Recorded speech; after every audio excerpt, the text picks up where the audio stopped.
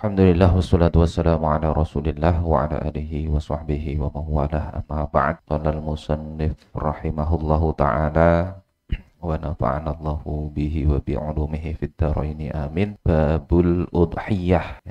Bab tentang udhiyah, kurban. Ini di jilid 1 enggak ada, jilid 2 enggak ada. Ini di jilid 3, Kitab Takrirat As-Sadidah. Cuma saya cari kitab cetakannya belum ada sampai di Kalsel, enggak. Di Martapura enggak ada. PDF-nya ada, saya kirim ke Ustadz Wahyu. Kita insya Allah membahas di jilid 3 halaman 66. Ini melakukan penculikan.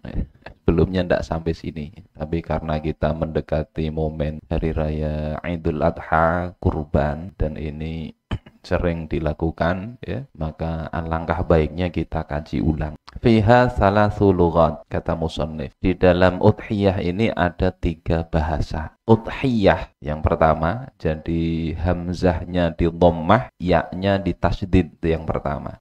Yang kedua bisa dibaca idhiyah, ya, hamzahnya di kasroh. Jadi kalau tulisan di kitabnya sama itu. Udhiyah semua ada harokatnya, huruf-hurufnya sama. Pertama itu hamzahnya di dhammah, yang kedua hamzahnya di kasroh, dan ya-nya di tasdid. Yang ketiga itu bisa dibaca juga udhiyah tanpa ya di tasdid. Jamaknya nanti udhiyat. Kalau yang udhiyah jamaknya al-adhahi. Apa itu udhiyah ini? Makanya ada nanti Idul Adha. Adha itu dari sini udhiyah. Maknanya adalah ma yuzbahu minan na'ami. Apa-apa yang disembelih dari hewan ternak. Jadi udhiyah itu adalah hewan ternak yang disembelih. Taqarruban ilallahi ta'ala, sebagai bentuk taqarrub. Ya, istilahnya kurban itu kan untuk artinya dekat, ya. Karib, ya, qarib itu dekat, ya. Idul Adha, ya. Udhiyah itu di situ. Ada juga kaitannya dengan duha, waktu duha, karena itu waktu penyembelihan. Jadi hewan yang disembelih taqarruban ilallahi ta'ala, untuk mendekatkan diri kepada Allah Ta'ala, min yaumin nahri, dari sejak hari nahar. Hari nahar yakni tanggal 10 Dzulhijjah, ila akhiri ayyamit tasyriq, hingga akhir dari hari tasyrik, yakni ke 13 Dzulhijjah. Jadi waktu penyembelihan hewan itu boleh 4 hari. Tanggal 10, 11, 12, 13. Lapang aja waktu itu.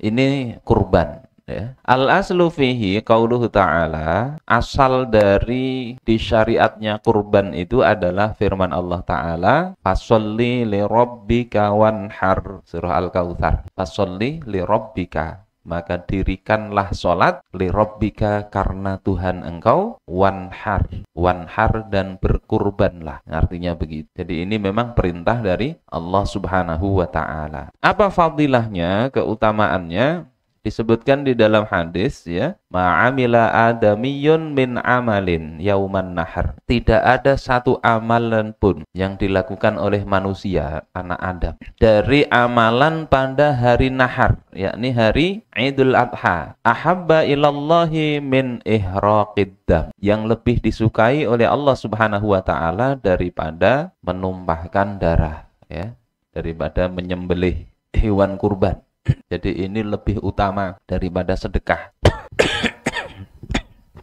Wa innaha la ta'ti yaumal qiyamah biquruniha wa asy'ariha wa adlafiha. Dan sesungguhnya nanti hewan kurban itu akan datang pada hari kiamat, ya, dengan tanduknya, dengan bulu-bulunya, wa adlafiha, dan kuku kakinya. Jadi hewan itu datang nanti pada hari kiamat, ya. Ada yang riwayat lain itu jadi tunggangan, sehingga kemudian dipersepsikan, ya, kalau nunggangnya banyak orang ya nanti keberatan.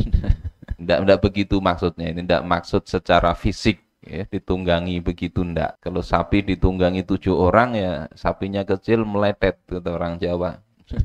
Apa? Kan tidak kuat. Terus difahami kalau begitu ndak boleh, kalau bukan mahram nih 7 orang nih. Nanti kan masa naik sapi bukan mahramnya. Nah, itu terlalu jauh mikirnya. Maksudnya ndak begitu. Maksudnya bukan berarti betul-betul dinaiki begitu, ndak, ya.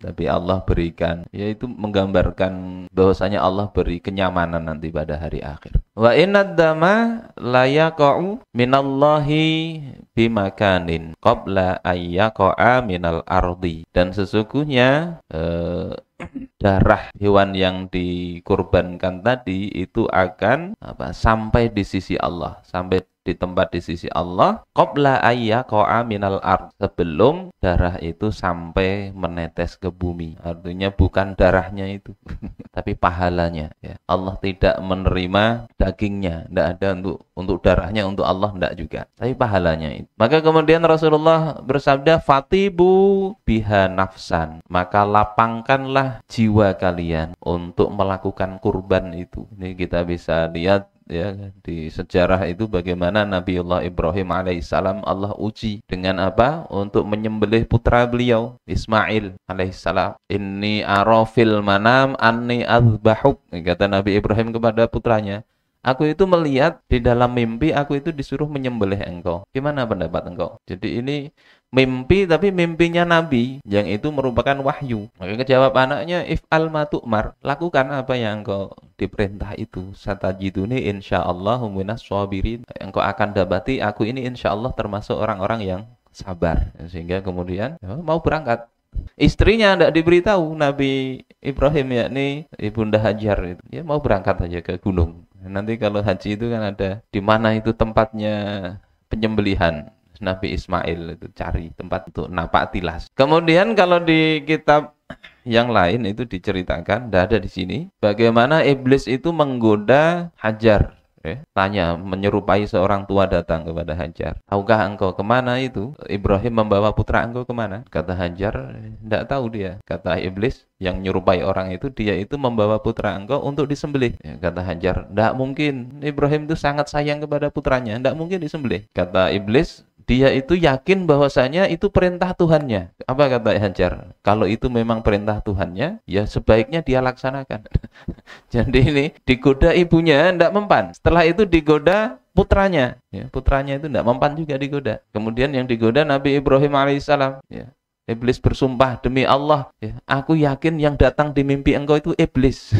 Jadi iblis itu memfitnah iblis. Ya. Untuk apa? Bahwasanya ini gara-gara iblis ini nyuruh nyembelih. Nabi Allah Ibrahim marah, akhirnya dilempar itu. Nah itu yang ada jamaah haji sekarang lempar jamroh, ya, melempar ada jumroh akobah itu ya. Itu melempar iblis. Itu simbolnya dulu itu begitu. Ya, akhirnya tetap dijalankan dan Allah, ya Allah itu sekedar menguji, tapi itu ujian yang besar. Tidak ingin Allah itu nyuruh kezaliman, tidak. Sehingga Allah ganti dengan kibas yang besar. Nah itu asal muasalnya begitu ya, di dalam Al-Quran ada cerita. Nah kita ini bukan diuji suruh menyembelih putra kita, tapi disuruh menyembelih ya kambing atau sapi atau hewan ternak yang kita ini yang mengasihi itu Allah juga. Sehingga kalau kita punya kelebihan harta untuk cukup membeli hewan kurban, ya di sini entah dijelaskan, itu nanti di kitab lain dijelasin, kadar mampu itu kalau kita ada sisa hidup selama 4 hari. Jadi kita bisa hidup 4 hari, 10, 11, 12, 13, itu kita ada untuk hidup dan membiayai apa yang kita tanggung, masih ada kelebihan untuk beli hewan kurban, maka itu terkena kesunahan untuk berkurban. Jadi kada harus sugih banar, kada harus sugih banar. Ini hadis Rasulullah riwayat Imam At-Tirmidzi, Ibnu Majah dan yang lain ya. Bahwasanya amal yang paling disukai pada hari nahar itu adalah menyembelih hewan kurban. Wa fil hadis, dan di dalam hadis yang lain, dhahan nabiyyu sallallahu alaihi wasallam bi kabsyaini amlahaini aqranain. Nabi sallallahu alaihi wasallam berkurban dengan 2 kibas.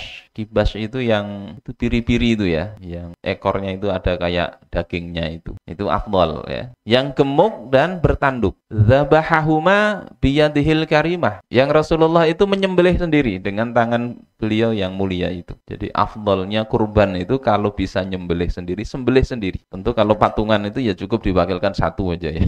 Udah nyembelih sendiri ber-7. Enggak. Afdalnya sembelih sendiri. Tapi kalau enggak bisa ya diwakilkan. Rasulullah sembelih sendiri. Wasamma wa kabbara, beliau kemudian baca bismillah dan bertakbir.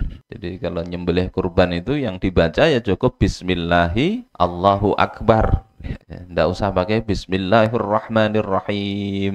Tidak. Karena ar-Rahman ar-Rahim itu pengasih penyayang. Pengasih penyayang kok nyembelih. agak kurang matching ya. Jadi ya bismillah ya Allahu akbar sembelih. Wa wada'a rijlahu ala safahihima. Rasulullah itu meletakkan kaki beliau di leher kedua kibas itu. Jadi nyembelih itu diletakkan kaki di sembelih. Ini hadis riwayat Imam Bukhari ya, juga riwayat Imam Muslim.